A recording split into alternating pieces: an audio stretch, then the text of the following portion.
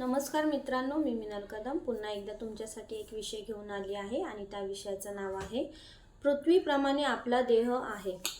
मला वाटते या ग्रहामध्ये, या पृथ्वीच्या गर्भामध्ये अनेक भाग आहेत, अनेक गोष्टी आहेत। या अनेक गोष्टींमुळे आणि अनेक या भागांमुळे तर आपला ग्रह म्हणजेच आपली ही पृथ्वी चालली जात असावी। म्हणजेच या ग्रहामध्ये, या पृथ्वीमध्ये, या भागामध्ये आणि प्रत्येक भागामध्ये म्हणजेच आपल्या या ग्रहामध्ये, पृथ्वीच्या गर्भामध्ये म्हणजे जे भाग आहेत त्या भागाला आपण अवयव बोललो गेलो तर, आणि जे अवयव आहेत ते या पृथ्वीमधले अवयव म्हणजे समुद्र, नद्या, डोंगर, पर्वत, दऱ्या, पृथ्वीच्या गर्भामध्ये अनेक असणारे हे अवयव, या अवयवांच्या कामामुळे, चांगल्या कामामुळे हा ग्रह म्हणजेच आपली ही पृथ्वी चालली जात आहे। तर हे तुम्ही का विसरतात? या ग्रहाप्रमाणे आणि या पृथ्वीप्रमाणे जसं आपलं देह आहे आणि देहामध्ये आपले असणारे हे अवयव आणि त्या अवयवांमध्ये प्रत्येक भाग आहे आणि या भागामध्ये, प्रत्येक भागामध्ये आपापल्या भागामध्ये प्रत्येक सूक्ष्मजीव काम करत आहे। आपल्या भागात आणि आपापल्या भागात काम करत असताना आपल्या भागाचा आणि आपल्या भागातच काम झाला पाहिजे तर असा ते विचार करत नाही। त्यांचा विचार एकच असतो का प्रत्येक भागात चांगलं काम झालं पाहिजे। तर प्रत्येक भागात चांगलं काम केला तर हा देह चांगला चालला जाणार आहे। तर आपण का विचार करतो असा पृथ्वीमधल्या एका भागाचा आणि त्या ग्रहामधल्या एका भागाचा? तर आपण एकाच भागाचा विचार का करतो? म्हणजे फक्त आपण महाराष्ट्राचा विचार का करतो? तुम्हाला असं वाटतं का या ग्रहामध्ये एकच भाग असावा का?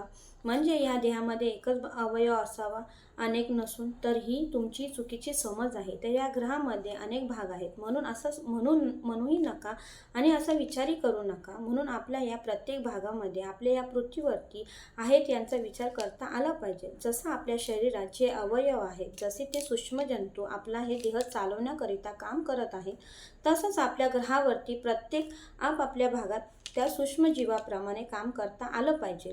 तर प्रत्येक सूक्ष्मजीव काळजीपूर्वक आपला देह स्वच्छ आणि निरोगी राहावा यासाठी प्रयत्न करत आहे। तसंच आपणही आपल्या भागात काम करता आलं पाहिजे। तर आपल्या या पृथ्वीला आणि आपल्या या ग्रहाला स्वच्छ ठेवता आलं पाहिजे, आपला भाग स्वच्छ ठेवता आला पाहिजे। तर आपण हा केलेला कचरा आणि आपण निर्माण केलेला कचरा हे कुठंतरी थांबला गेला पाहिजे आणि हे नष्ट झाला पाहिजे। जसं सूक्ष्मजीव आतून बोलतात हा देह माझा आहे, तसंच आपल्यालाही बोलता आलं पाहिजे हा ग्रह आपला आहे आणि ही पृथ्वी आपली आहे। तर मला वाटतं असं काहीही बोलू नका आणि असं काहीही विचार करू नका, कारण हा ग्रह अखंड आपला आहे। म्हणून आता असं बोलू नका या पृथ्वीमध्ये एकच देश आहे, तर या पृथ्वीमध्ये अनेक देश आहेत। तर अनेक भागांचा, सगळ्या देशांचा विचार करता आलं पाहिजे, तरच आपला हा ग्रह पुढे टिकून आणि चांगल्या पद्धतीने चालला जाईल। आणि असं म्हणू नका आणि असं विचारही करू नका का आपल्या देहामध्ये एकच अवयव आहे, तर ते आपल्या देहामध्ये बरेच अवयव आहेत, तसेच या पृथ्वीवरती बरेच भागही आहेत। तर आपल्या भागात काम करता आलं पाहिजे।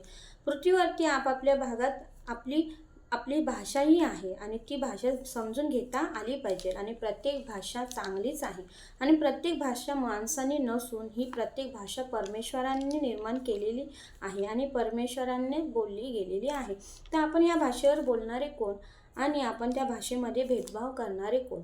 तर आता सोडा, या भाषेवरती भांडू नका, तर भाषेचा आदर करा आणि स्वीकार करा। चला आता चांगला विचार करा।